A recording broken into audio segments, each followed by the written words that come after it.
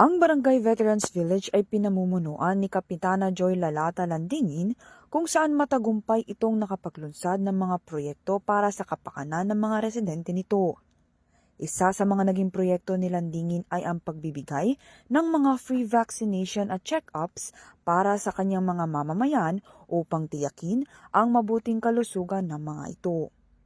Nagsasagawa rin sila ng mga clean-up drive sa mga ilog at kanal ng lungsod, pati na rin ang mga aktibidad na makatutulong sa pag-iwas sa mga sakit, lalo na ngayong panahon ng tag-ulan. Yan po ay nagpa-inspection po ako ng ating mga rivers and canals po dito.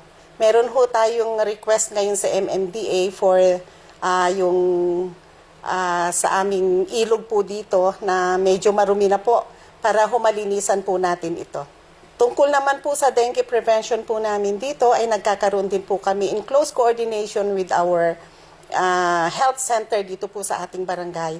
Ay naglalagay ho kami ng larvae trap, especially ho sa mga schools at sa mga kabahayan na sa palagay po namin ay may mga lamok na namumugat sa kanilang mga tahanan.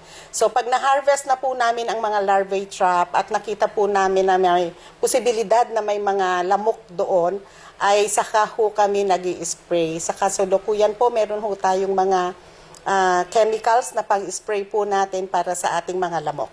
Para naman sa pagsisiguro ng ligtas na seguridad ng mga mamamayan, kasalukuyang nagpaplano ang mga opisyalis nito para sa pagpapakabit ng mga CCTV cameras upang mas mapalawig pa ang pagbabantay sa mga maaaring mangyaring krimen, pati na rin ang pagsisigurong laging handa ang pamunuang barangay sa maaaring dumating na mga sakuna sa lugar.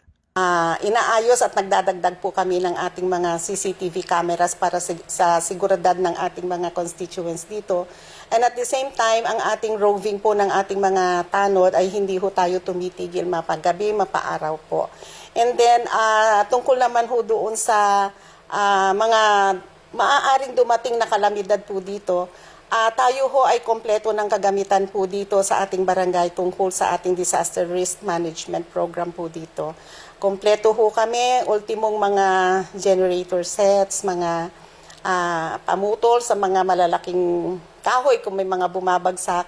And next year ho, may plano ho kami na magpalagay po kami ng mga sound systems, mga PA po dito sa ating mga streets.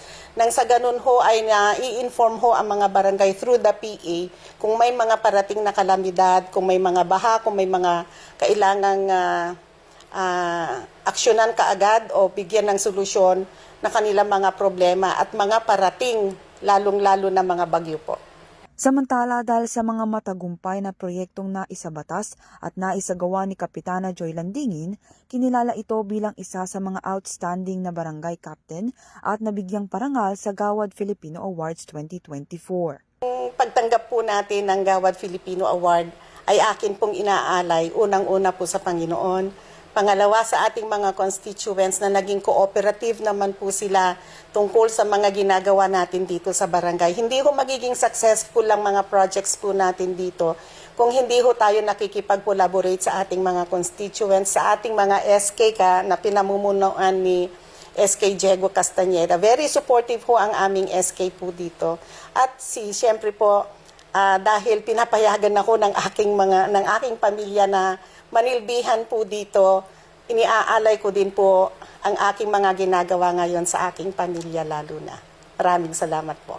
Gayunpaman, pagdating sa usapin ng pagpapaunlad hindi lamang sa kanilang barangay, pati na rin sa bansa, nagbigay ng kanyang pahayag si Landingin patungkol sa inaasahang papalapit na State of the Nation Address ni Pangulong Ferdinand Marcos Jr. ngayong taong 2024. Sa darating na sona ng ating mahal na presidente, inaasahan po ng ating mga kababayan na marinig mula sa ating Pangulo ang problema natin sa West Philippine Sea.